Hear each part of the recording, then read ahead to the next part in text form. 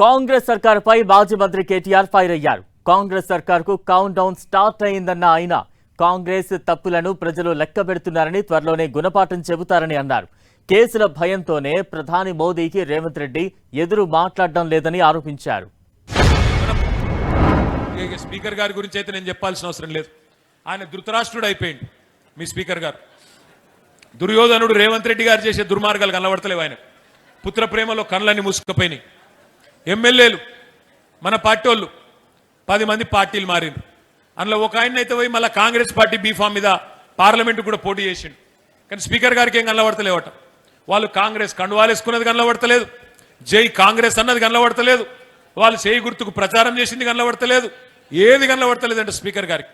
అట్లాగే మీ వికారాబాద్ రోడ్ల మీద ఉండే పొక్కలు కూడా కనబడతలేవు. పాపం గట్ల అయిపోయింది ఇలా ధృతరాష్ట్రుడికి పరిస్థితి అయిపోయింది స్పీకర్ గారు.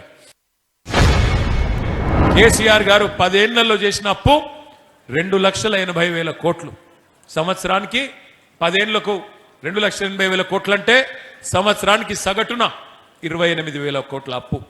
కానీ స్పీకర్ గారు ఏం చెప్తున్నాడు? 8 లక్షల కోట్ల అప్పు అయిపోయింది. ఇంకొక ఆయన డిప్యూటీ సీఎం గారు 9 లక్షలు అంటాడు, ఇంకొక ఆయన 10 లక్షలు అంటాడు. నోటికి ఎంత వస్తే అంత. సిగ్గుండాల మాట్లాడడానికి, ఇంకా సిగ్గు లేకుండా ఇష్టం వచ్చినట్టు మాట్లాడుతున్నారు అప్పులు సొప్పులు అని. అయిపోయింది, మీ టైం అయిపోయింది.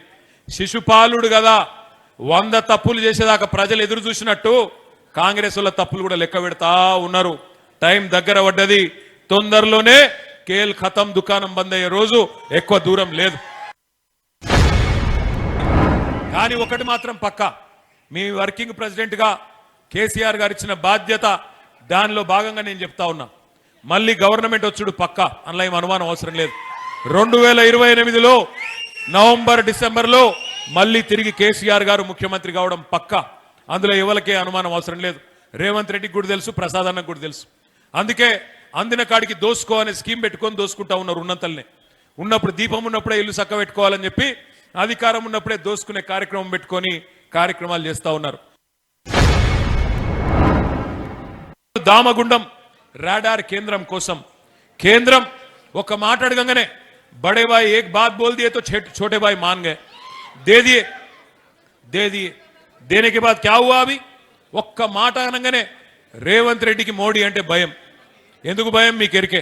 ఏమైనా గట్టిగా అంటే ఆయన తీసుకుపోయి లోపలేస్తాడు, బెయిల్ మీద ఉన్నాడు, బెయిల్ క్యాన్సిల్ అవుతుంది అని భయం ఆయనకు.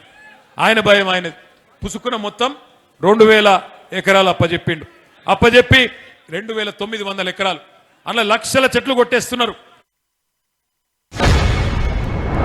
పోలీస్ అధికారులకు నేను చెప్తా ఉన్నా, వికారాబాద్లో డ్యూటీ చేయండి కానీ అతి చేయకండి. చేస్తే మాత్రం ఒక్కొక్కరిని గుర్తు పెట్టుకొని, నేను మా ఆర్ఎస్ ప్రవీణ్ అన్న ఇద్దరం కలిసి తప్పకుండా మళ్ళీ అధికారంలోకి వచ్చినాక మిత్తితో సహా మీకు ఇచ్చే బాధ్యత నాది. మిత్తితో సహా తప్పకుండా ఇస్తామని చెప్తా ఉన్నా. దయచేసి అతి చేయకండి. రేవంత్ రెడ్డి చెప్పిండు, ప్రసాద్ అన్న చెప్పిండు కాబట్టి నేనేదో చేస్తా, నడవది.